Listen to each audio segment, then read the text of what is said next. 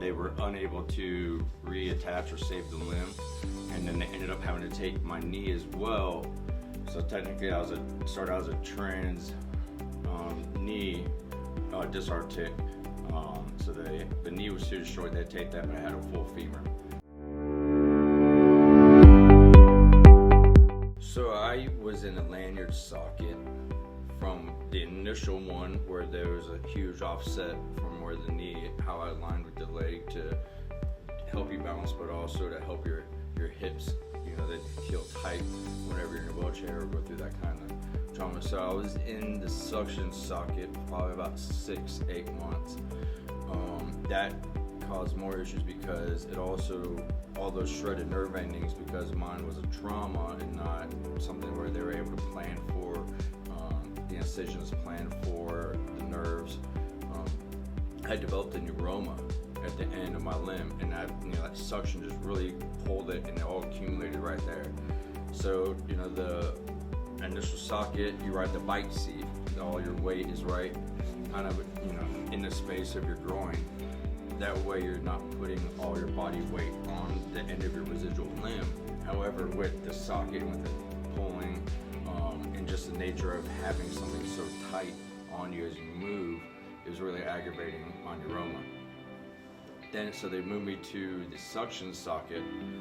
That way it was easier on the distal end of my residual limb, and I was probably in that for about another 4 or 5 months.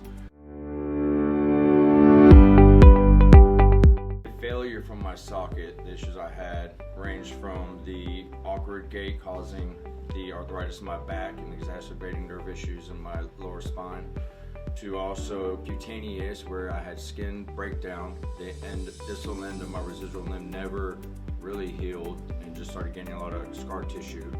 And then subcutaneous, I had a neuroma developing from suction socket and just socket use in general, which led to increased phantom pain as well.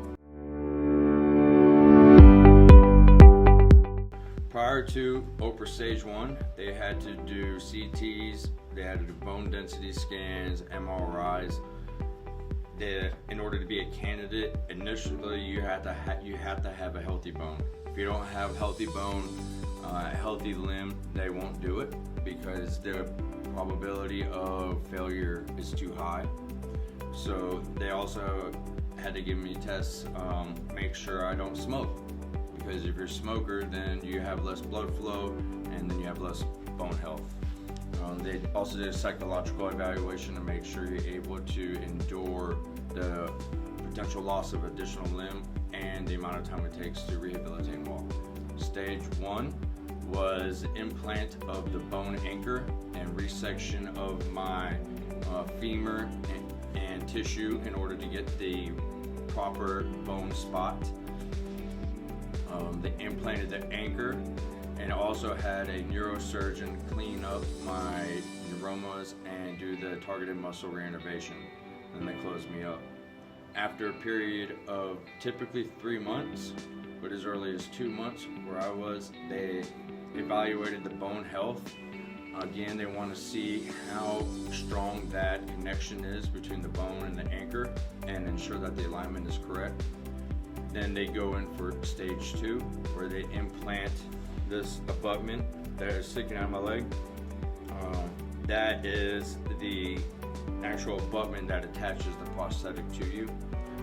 Came out of surgery, I had what they call like a hockey puck, but almost like a skateboard wheel around it, and zero use of it because they want that anchor to heal straight and not get canted while the bone is still adhering and everything's healing.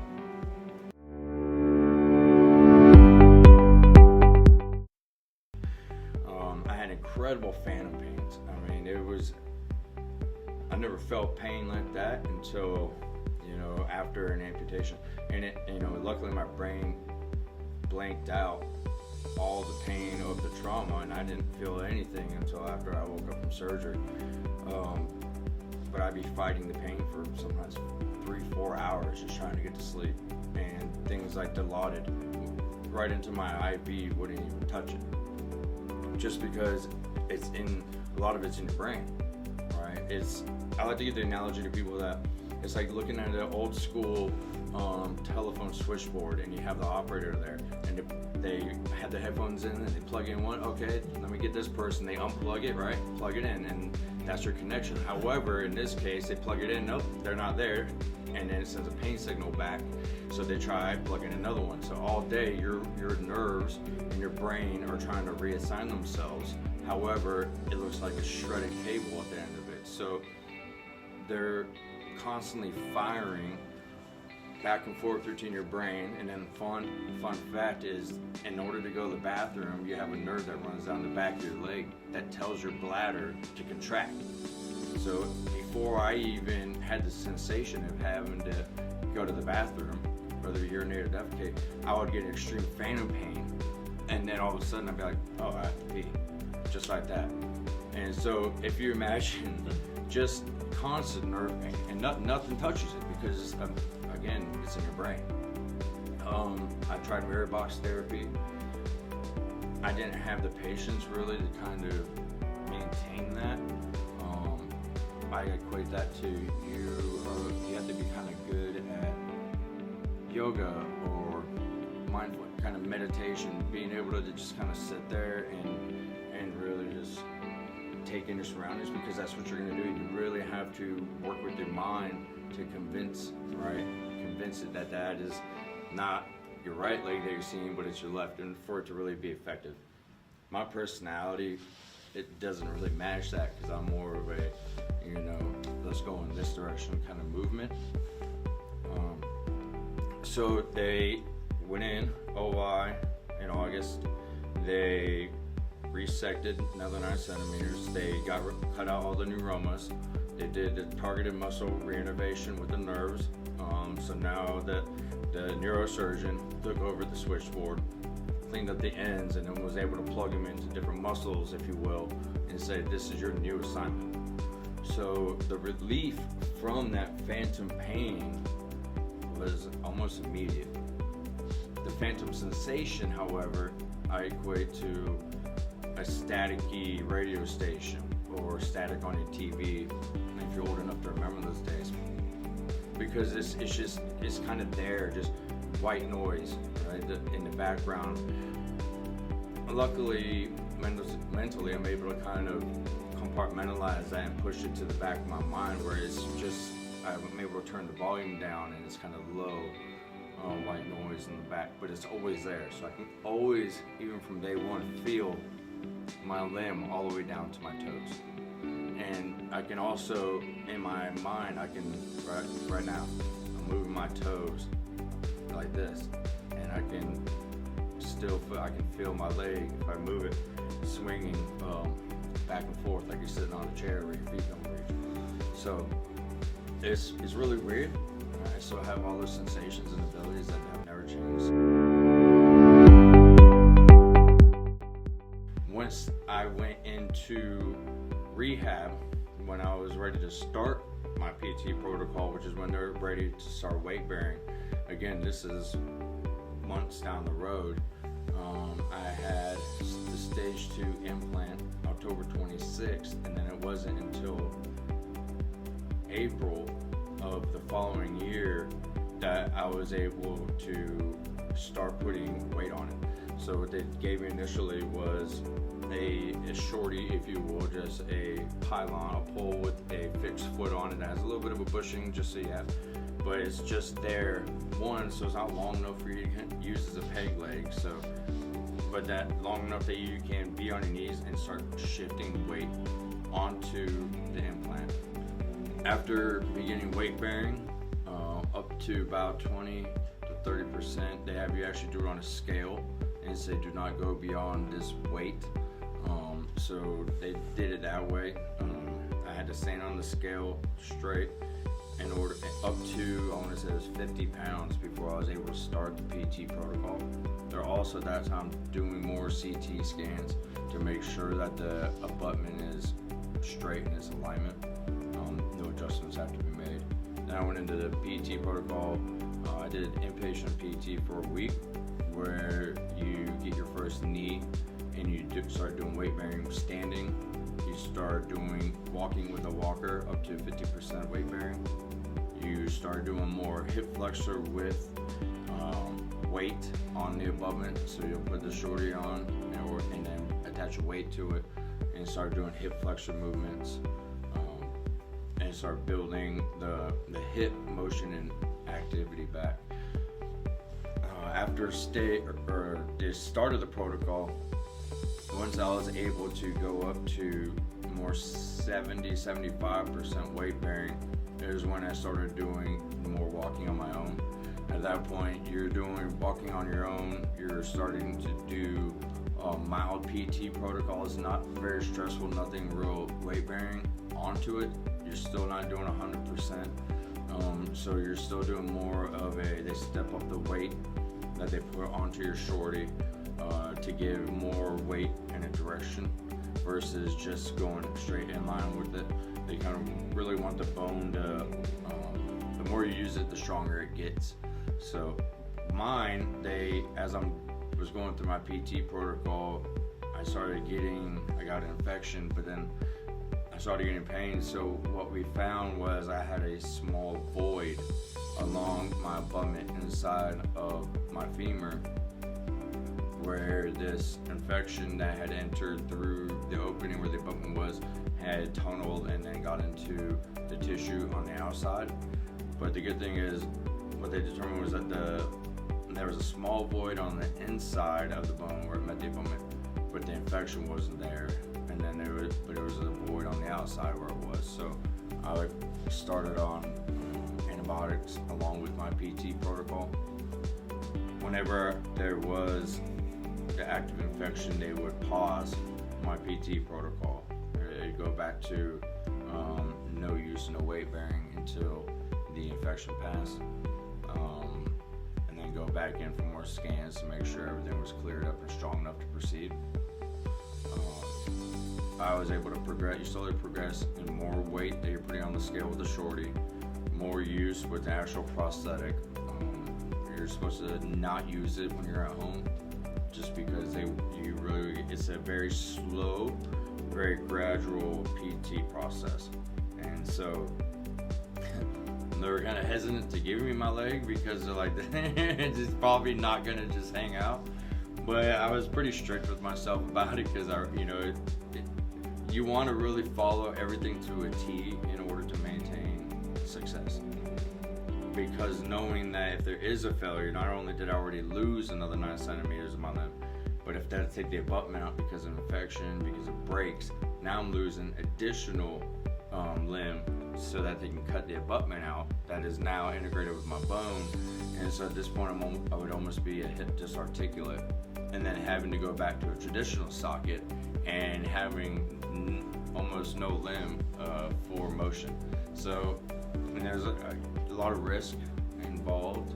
You really want to make sure that you're trying to follow what the docs say, both surgeons all the way up through PTs, to make sure you're successful. The benefits were immediate with it because you do away with the socket. You're now using your muscle structure to hold your weight instead of the seat of your groin. You're using your muscles to activate the knee instead of using your body weight or your hip. Additionally, aside from just doing away with socket discomfort and issues, you get what's called osseoperception. You're able to feel better because you have the sensation of vibration and weight going through your muscle structure of where that foot is. You have that awareness, whereas with a socket, because it moves on externally, you really have no idea where that foot falls. You also I immediately was able to kind of sense small differences in terrain. When I had the socket, I would stand on my kid's foot. They'd say, ow, I wouldn't know what I was doing. I looked down, I'm standing on their foot. Now, if I step on a clump of grass in the front yard that's denser than the rest, I feel it. You also start to feel more angles as well. Any kind of also awareness in terms of not just what you're stepping on, but where it is in relation to your body in space as well.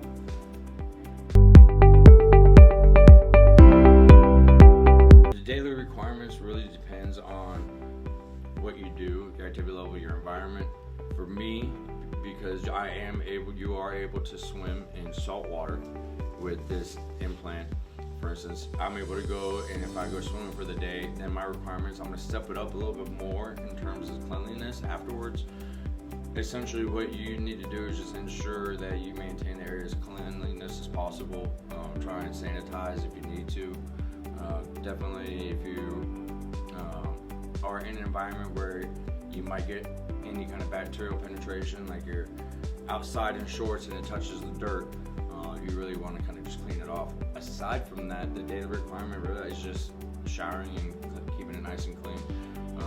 I don't have to do any kind of maintenance to the implant itself, other than make sure it's just clean whenever I go to put my prosthetic on. Prosthetic maintenance is the same as it was beforehand, if not less, because the abutment is totally different. And that's about it.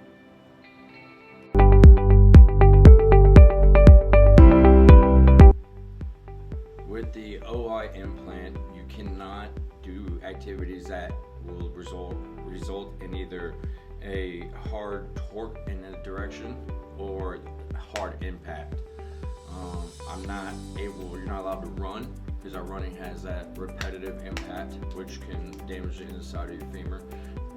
Basically what they want to prevent is the implant from getting slammed deeper into your femur, essentially splitting it like an arrow, where the head's pushed into it. So skydiving, any kind of jumping on a trampoline, running, you have to be careful of infection. So public swimming pools, public bathtubs, small ponds, small lakes, any kind of standing water, you're not going to be able to go and swim in a nice clear pond, even if it looks good, because of bacterial infection.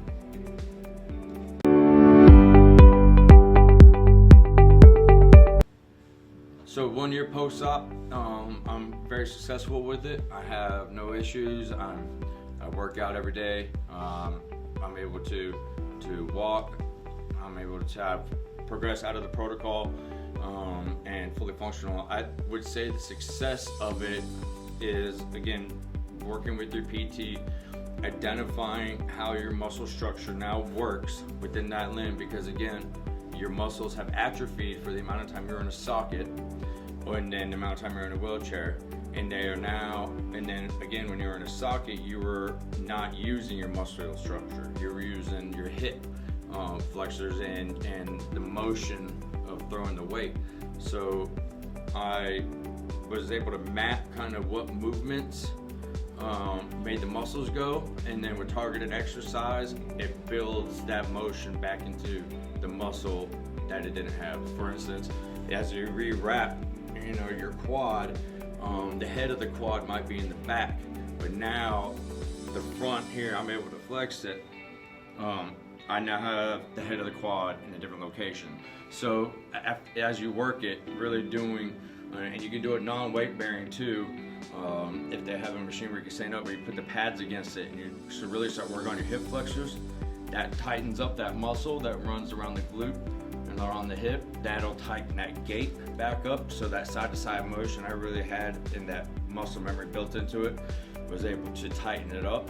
A lot of glute pushbacks. Obviously, it's reduced weight because you don't want to put a whole lot of weight on the implant in a direction. So, 20 to 40 pounds is what I do, and just targeted muscle workouts in order to get function and form back into your residual limb. That'll also, again, help strengthen that bone more, because you're getting movement into it. You need to have movement. You need to move that fence post so the concrete fills in the holes and really get strong. And then the TMR, just maintaining your residual limb and maintaining bacterial control, and I have no issues from anything.